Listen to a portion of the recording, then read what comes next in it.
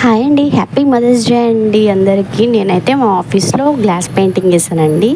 ఇదేనండి mother's day special glass painting. పక్కన ఒక డాటర్ అండ్ మదర్ది కూడా వేశాను. ఈ పెయింటింగ్ మీకు ఎలా అనిపించిందో కామెంట్ సెక్షన్లో కామెంట్ చేసి చెప్పడం మర్చిపోకండి. Once again happy mother's day అండి అందరికీ.